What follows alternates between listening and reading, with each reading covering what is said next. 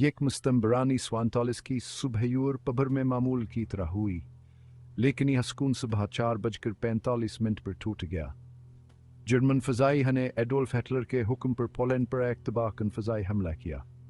یہ دوسری جنگ عظیم کا آغاز تھا، ایک ایسا تنازع جس نے پورے کرہارز کو اپنے پنیلت میں لے لیا۔ ہٹلر کے عزائم کی کوئی حد نہیں تھی۔ وہ انسلی برتری کے خطرناک نظریے سے متاثر ہو کر جرمن علاقے کو وسعت دینا چاہتا تھا۔ جرمن فوج ٹینکوں اور جدید ہتھیاروں سے لیس پولینڈ کے سرحد کے پار حملہ آور ہو گئی۔ انہوں نے بلیٹس کریگ کا استعمال کیا، جنگ کی ایک تیز رفتار شکل جس نے فضائی طاقت، ٹینکوں اور پیادہ فوج کو یکجا کیا۔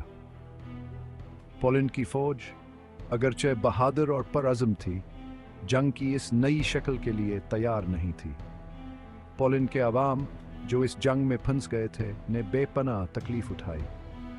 دنیا نے خوف کے مارے دیکھا کیونکہ نیوز ریل نے یورپ میں ہونے والی بربریت کو دکھایا۔ پولینڈ پر حملے پر عالمی برادری کی جانب سے غموغس ہاور مذمت کا اظہار کیا گیا۔ برطانوی ہاور فرانس، جو پولینڈ کی خود مختاری کے تحفظ کے لیے معاہدوں کا پابند تھے، نے جرمنی کو فوری طور پر دستبردار ہونے کا الٹیمیٹم جاری کیا۔ یہ اپیلیں بے سود ثابت ہوئیں۔ 3 ستمبر 1947 کو برطانیہ نے جرمنی کے خلاف جنگ کا اعلان کر دیا۔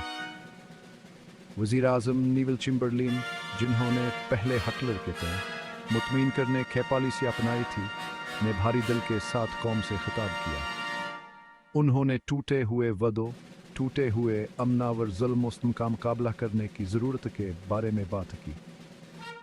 فرانس نے کچھ ہی دیر بعد جرمنی کے خلاف جنگ کا اعلان کرتے ہوئے اپنے برطانوی اتحادیوں میں شمولیت اختیار کر لی۔ جنگ کے ان اعلانات نے اس بات کا اعتراف کیا کہ سفارت کاری ناکام ہو چکی ہے، دنیا ایک بار پھر جنگ میں تھی۔ یورپم یہ شروع ہونے والا یہ تنازع ہے دنیا کے کونے کونے میں پھیل جائے گا۔ دوسری جنگ عظیم کے آغاز کو سمجھنے کے لیے ہمیں ستمبر 1947 کے فوری واقعات سے آگے دیکھنا ہوگا۔ پہلی جنگ عظیم کے بعد تنازع کے بیج بوئے گئے تھے۔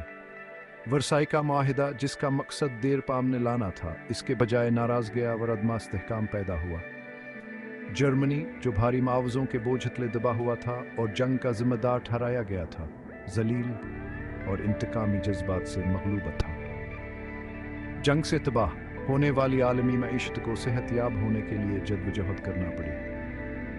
1930 کی دہائی کی عظیم اقتصاد بازار بڑے پیمانے پر بے روزگاری، غربت اور سماجی بدامنی لے کر آئے۔ یہ حالات انتہا پسند نظریات، خاص طور پر فاشزم کے لیے سازگار ثابت ہوئے۔ جرمنی میں ایڈولف ہٹلر اور اس کی نازی پارٹی نے اقتدار پر قبضہ کرنے کے لیے معاشی مشکلات اور قوم پرست جذبات کا فائدہ اٹھایا۔ مستقبل کے تنازعات کو روکنے کے لیے پہلی جنگ عظیم کے بعد قائم کی جانے والی لیگ آف نیشنز انتہائی کافی ثابت ہوئی۔ 1930 کی دہائی کے وسط تک یورپ ایک بار پھر جنگ کے دہانے پر پہنچ چکا تھا۔